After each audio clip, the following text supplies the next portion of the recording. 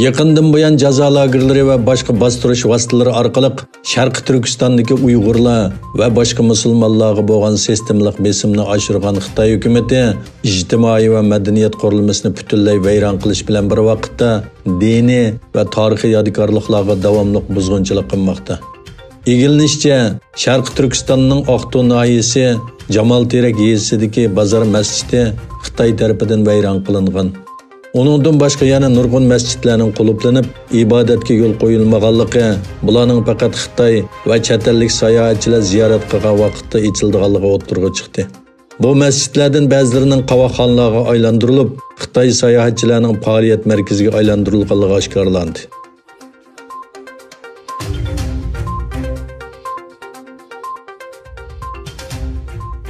Doiralar yaqinda Korli shahri bilan Chechan noyisiga 2300 dan ortiq shtat sirtida saqchi qabul qilinganligini e'lon qilgan.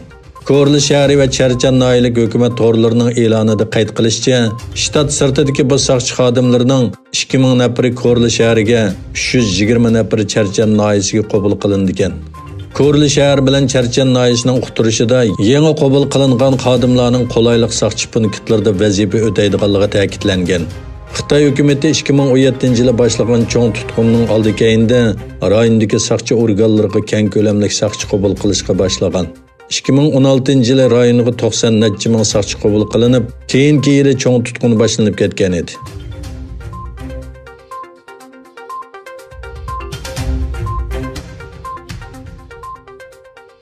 Muhaciratdagi Uyg'urlar 5-may Do'ppi bayrami kunini ijtimoiy aloqa to'rida uchur va rasmlarni yo'llash orqali tabrikladi.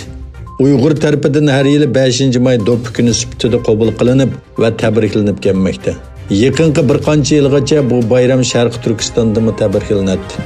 Ammo Xitoyning bostirish va assimilyatsiya siyosatini kuchaytirish sababli vatandagi Uyg'urlar o'z milliy bayramlarini tabriklash huquqidan mahrum bo'lmoqda.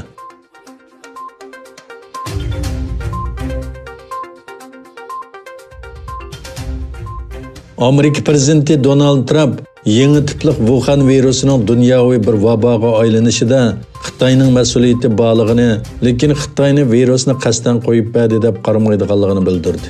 Trump yana ikki davlat orasida kuchayayotgan jiddiylikning harbiy harakatga sabab bo'lish bo'lmasligi haqidagi savolga qarata urush haqida bir narsa deyishni xohlamayman dedi. Amerika prezidenti Donald Trump Oqsaroydagi ishxonasida New York Pochta gazetining ziyoratini qabul qilib, Xitoy virus vabosi va Amerikaning tashqi siyosati haqida to'xtaldi. U Xitoyning virusining dunyoviy vaboga aylanishiga mas'ul bo'lish kerakligini ta'kidlab bundoq dedi. Istixborot dokladlaridan bilalayimizki, Xitoyda yomon ishlar bo'ldi. Xitoy bu virusni qasdan o'ttirg'i chiqarmadi, ammo virus u yerdan chiqdi.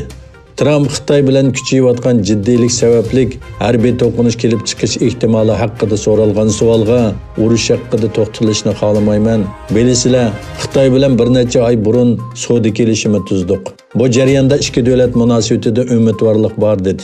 Keyin bu virus o'ttirg'i chiqdi deb javob berdi.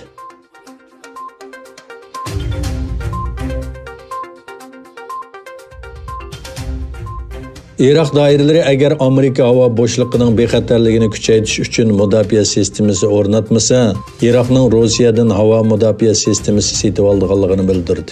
Iroq parlamenti bexatarlik va mudofaa komiteti raisi Muhammad Riza Al-Haydar Iroq chetallarining hujumining oldini olish va havo bo'shligi bexatarligini kuchaytirish uchun Rossiyadan S-300 yoki S-400 sotib olmoqchi dedi.